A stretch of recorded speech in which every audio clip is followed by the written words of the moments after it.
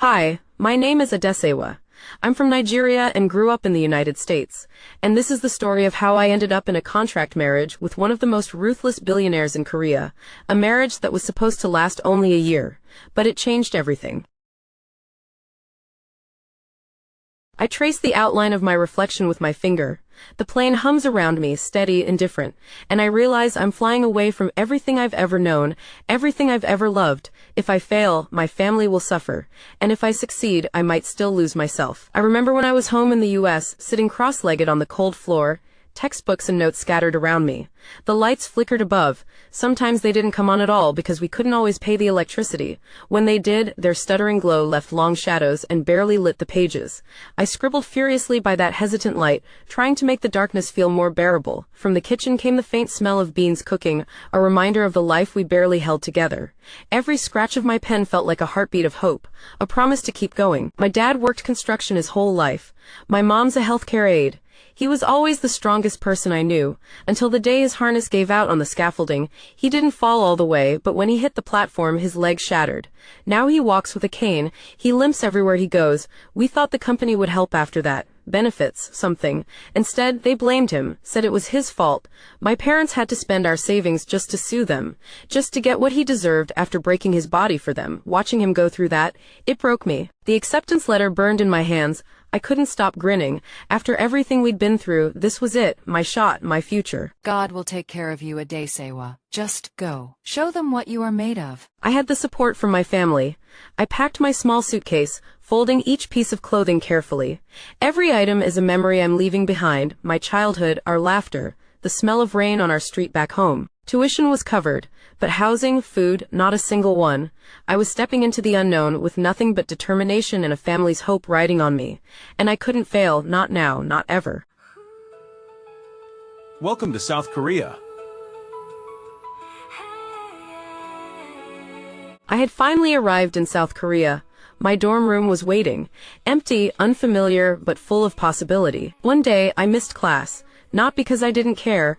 I was working late again, serving tables, scrubbing dishes, trying to keep my tiny apartment from falling apart, paying rent, paying food, paying for my life. I didn't think anyone would notice me in a sea of students. I was just surviving until he appeared. Hi, I am Seojin. You missed class yesterday, right? Here, take my notes. I didn't expect anyone to notice. Thank you. Your name is Adesewa, right? I think that's what you said on the first day. So you were paying attention. Most people can't even pronounce it right. Well, then most people are missing out. It's a strong name. It suits you. Seojin was different, kind, gentle, the kind of person who noticed when you hadn't eaten and brought you lunch anyway. And I felt grateful even as some things were falling apart. Don't argue. You need energy to keep up with me. Keep up with you, please. I had to work double shifts at the restaurant, sometimes overtime too, but I still did my best to attend most of my classes. Seojin and I had gotten pretty close as friends. We even decided to be partners for our university business project. The park was quiet, glowing in the late afternoon light. He sat beside me, notebook open, pencil still. It felt peaceful, the kind of silence that said more than words ever could. You've been tired lately. Are you okay? I'm fine, just school, you know. He doesn't buy it.